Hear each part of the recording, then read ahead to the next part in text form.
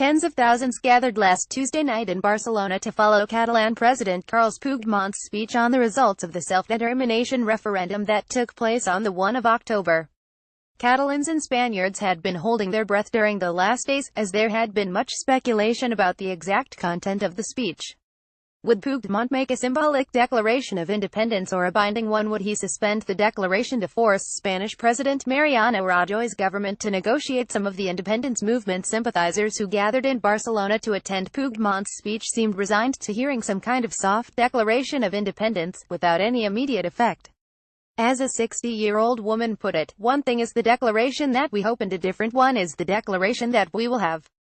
For many independence supporters, the immediate proclamation of a Catalan Republic did not appear as a real possibility, due to the firm opposition of the Spanish government and the lack of international support to secession. However, the beginning of Puigdemont's speech was received with enthusiasm by the crowd gathered at Luis Companys Boulevard, named after the president of Catalonia who briefly declared the Catalan Republic in 1934 during the Spanish Second Republic, and was executed by Francisco Franco's dictatorship in 1940. Spanish King Felipe VI slams Catalan authorities. Puigdemont was supposed to address the Catalan parliament at 6 p.m., but there was a one-hour delay, due to last-minute negotiations between the regional government and the Candidatura d'Unitat Popular CUP, the far-left independentist party that supports Puigdemont-led government. The strange alliance between Puigdemont's centre-right party, Partit Democràtic Català (PDCAT), Vice-President Oriol Junqueras Esquerra Republicana de Catalunya (ERC), and the CUP has been one of the main strengths of the independence movement over the last years, but that unity seems threatened by the suspension of today's declaration. After stressing the overwhelming victory of the independence option in the referendum, declared illegal by the Spanish Constitutional Court and heavily repressed by the Spanish police, Puigdemont declared the following at this historical moment as the president of Catalonia: "I want to follow the people's will for Catalonia to become an independent state." The sentence was followed by a prolonged applause by the crowd, and thousands started shouting "Independencia," as the president's statement was interpreted as the genuine declaration of independence which many were expecting.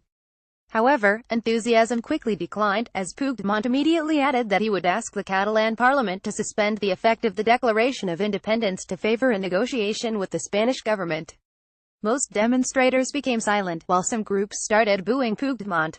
After the president's speech, the mood of the public was ambivalent. Many quickly abandoned Luis Companys Boulevard, while others tried to keep the morale up. For instance, two girls in their 20s remained confident that there would be an effective declaration of independence within a few days. The disappointment of the CUP party with Carles Puigdemont's speech was clearly expressed by its parliamentary spokesperson, Anna Gabriel, who underlined that the anti-capitalistic party does not renounce to an effective declaration of independence. Aaron, the young branch of the CUP, used a more radical language, describing Puigdemont's speech as inadmissible treason.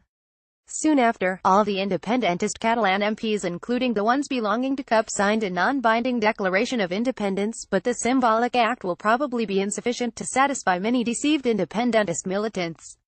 Puigdemont has put the Spanish government in a difficult position with his carefully calculated speech, but he has failed to meet the expectations of the most radical sector of the independentist movement. They are not very numerous. The CUP obtained only 8% of the vote in the last regional elections, but they have a great ability to mobilize their militants, and Puigdemont's government depends on the CUP's parliamentary support. In the following days, we will see how serious are the division within the independentist bloc, and whether they may affect the prospects of the movement. More about Catalan Spain. Carles Puigdemont reuse content.